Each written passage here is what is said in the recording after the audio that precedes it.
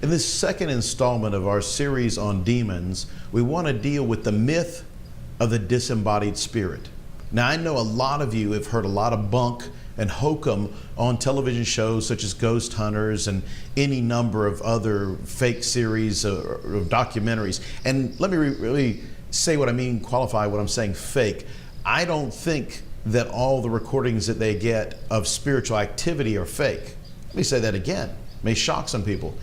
As a Christian minister, I am not surprised when they have spiritual manifestations on shows such as Ghost Hunters. I endeavored to do a series a long time ago, but I did not have the time or money to put out on why I don't watch Ghost Hunters, because Christians should not be watching shows and series, documentaries of spiritual activity. Arguably, Paranormal Activity, the movie series, may not even be acceptable for Christians. I'm not going to get into that. I don't care. I'm doing this series to correct the hokum and bunk, the fake stuff. And that's what I mean by fake on these documentaries like Ghost Hunters. They are giving false or fake doctrines about spirits. There is only one type of disembodied spirit. I'll say it again. There is only one type of disembodied spirit in this earth. That type of disembodied spirit are fallen angels. There is no such thing as a haint, a ghost, a poltergeist, a geist. All that is all describing, if it's a legitimate supernatural activity, then it's describing activities conducted by demons. If you don't believe me, then consult my video. For the sake of time, we're not going to go back to that video. I'll quote a little bit from it.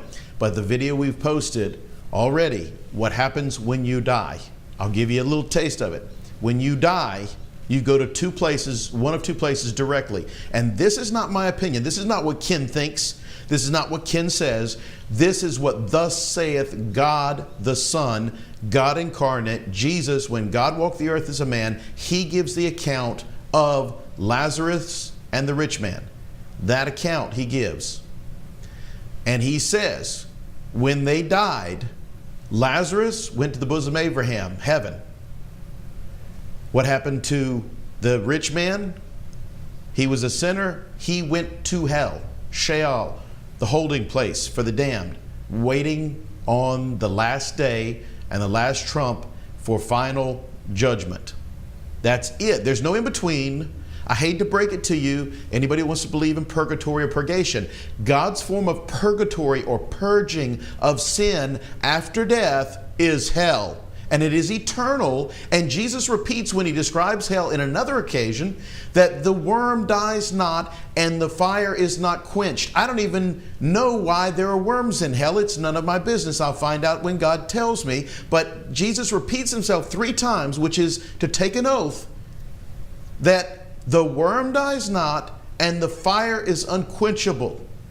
And that is where he says the dead that are damned, those that sin, go to. There's no in between. There's no choice. You don't see the light and go to the light and come back and all this other hokum. When you die, regardless of any out-of-body experience, if you have an out-of-body experience, maybe in our standards you're technically dead. In God's standards you're not dead. No one comes back from the dead unless God sends them back from the dead. And if their body was dead and their spirit comes back, then technically they weren't dead, because God doesn't standardly, at least not that we've heard about, do a bunch of resurrections nowadays. There are only a few people that God raised from the dead when he walked this earth, and he made examples showing that he had the power to raise the dead. Not just heal the sick, but raise the dead. And the final person that he raised from the dead was himself, when Jesus rose on the 3rd day from the grave bodily with the body that he died in. That corpse he reanimated, he brought back, and he healed it, though he left the scars in his hand and in his side to prove who he was. And he looked pretty much the same, because when he allowed them to, Mary and the others identified him and recognized him. That's why Thomas, doubting Thomas, said, I don't believe it. And he let him he identified himself to him. And then he said, well, it can't be, because I saw you die. And he put his hand in his side. And then he said, oh, no. Ha theos mu, ha kurios mu, the Lord of me, my God and my Lord, the Lord of me and the God of me in Greek. So, there is no in between. There is no such thing as a ghost that is a human being. In fact, the Bible gives only one account when a ghost came back, if you want to call it that. And that is the one seance the Bible describes. Now, this witch of Endor that Saul consults, he's expecting, or she's expecting, to see the usual familiar spirits that come back and give her insight and secret knowledge. She's expecting one of those when Saul comes to her and says, call back Samuel, I need to consult with the dead, which is strictly forbidden in the Old Testament. And that never changes. That's why, one of the reasons why I say Christians don't watch ghost hunters, because they talk to the dead. That is strictly forbidden in the Old Testament, talking to the dead, consulting the dead. He said, why do you seek answers from the dead? Why shouldn't you seek it from the living? I'm a living God. Ask me. Don't consult the dead. Don't consult your family members that are supposed to be dead. Ask me. So the witch at Endor, when Saul comes and asks for her to bring back Samuel, for him to get counsel, she shrieks and screams, he looks like an Elohim. She says he looks like a god, because for the first time in her spiritism, where she's calling up these demons, these familiar spirits that appear to her and give her information, these ascended masters, for those of you who know what I'm talking about, up comes the actual spirit, the soul of Samuel. God sends Samuel back from the grave to testify that Saul is damned, that Saul has sinned against God, and here he is sinning another master sin, another abominable sin before God, and God is going to judge him and destroy him and his kingdom over it. His reign, that is. That is the only time we have someone returning from the dead in a seance. And it was not the power of the witch that brought them back. It's a special circumstance where God sends back his servant to say something like that and to preach and prophesy against that person. In the New Testament, we have the Transfiguration, where I believe it's Elijah and Moses come down and speak with Jesus. Different situation altogether. Because God has the power when he wants to talk to his servants, dead or living, he can do that. But we as humans cannot, and no psychic can. So you see that I'm laying an axe to the root. You see where I'm going with this about disembodied spirits. This is a myth. This is a lie. This is a false teaching. It comes from ancient stuff, but now it's repackaged and reprocessed in the New Age cult.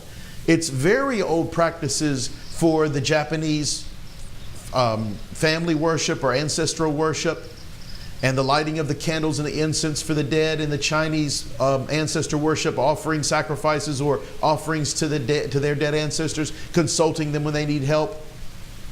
And you're saying, well, Ken, are you saying that there is no information coming in these psychics and these seances? Yes, there is. And I'll mention that now, and then we'll deal with it more in another video. Demons were around and have been around since the beginning of man.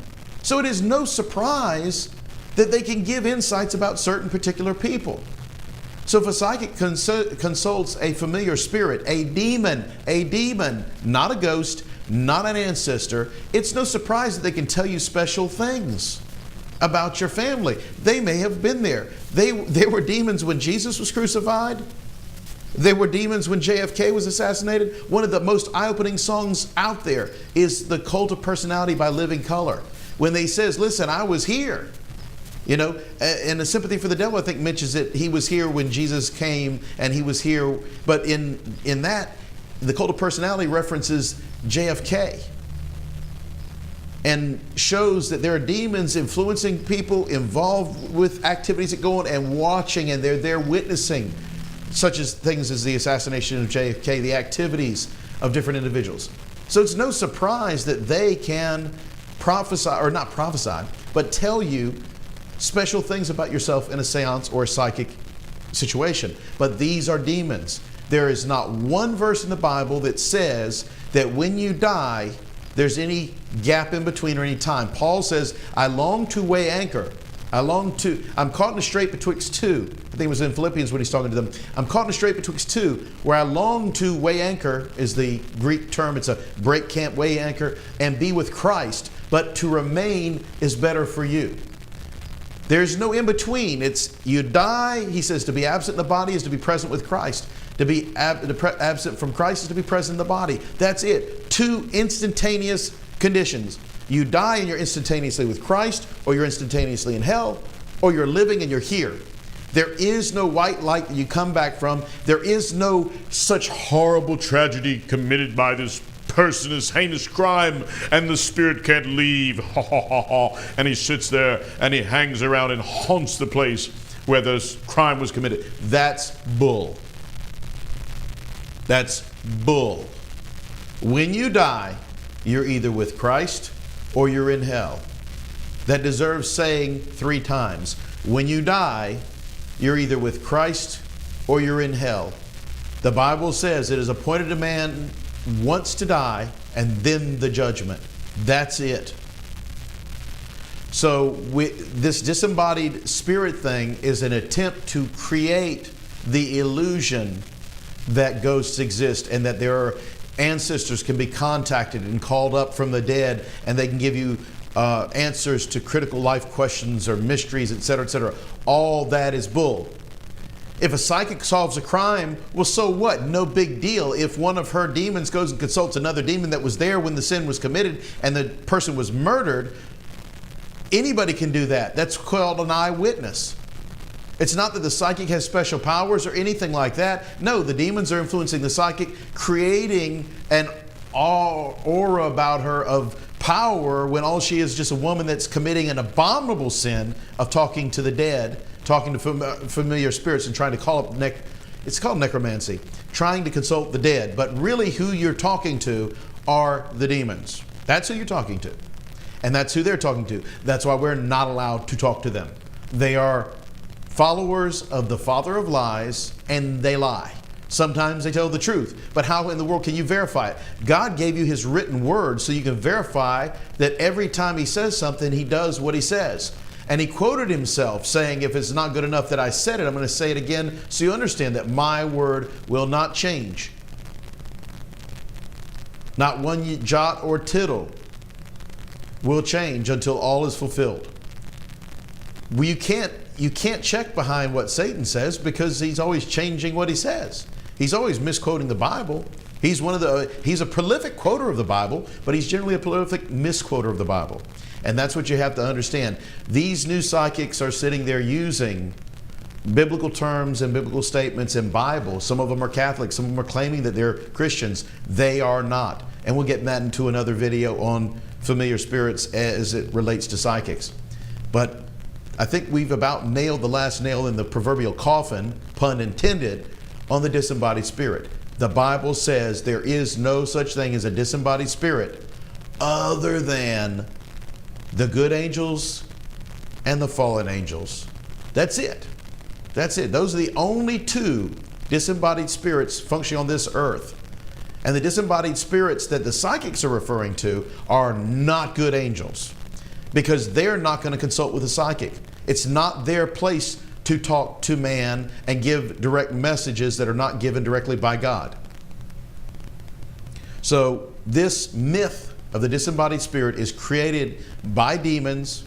It's a very old ancient pagan myth that was justifying cults like Hinduism, the Aztec cults, and the others that have different animal spirit guides and gods and consult the dead.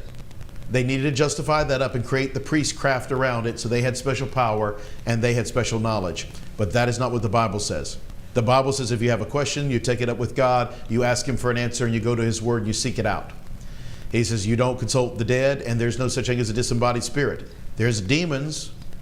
There are demons that will talk to you that if you go and talk to a familiar spirit, they're there. And we'll get into that in another installment. If you like this series, please subscribe to the channel, promote the video, share it with everyone, promote it and share it.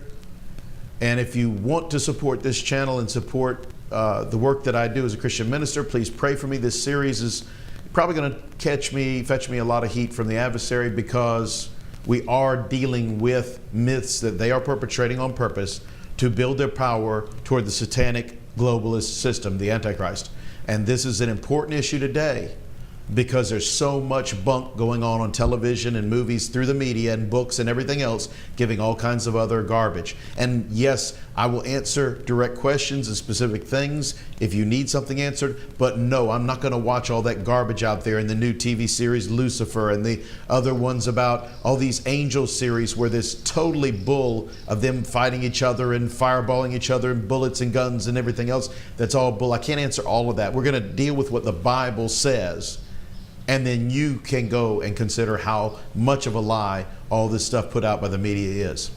So for the preservation of God's church, the protection of God's church, and for the knowledge, hopefully, of salvation to the lost out there, because I know that some of you are demon oppressed, some of you are demon possessed, and the world needs these answers. I am sharing this with all of you, and I hope you will pray for me. If you're a Christian, pray for me and pray for this series, and use this to spread the gospel and to understand your relationship with spiritual forces that are at work. For as Paul said, we wrestle not against flesh and blood, but against principalities and spiritual wickedness in high places. Till the next video, God bless and keep His church.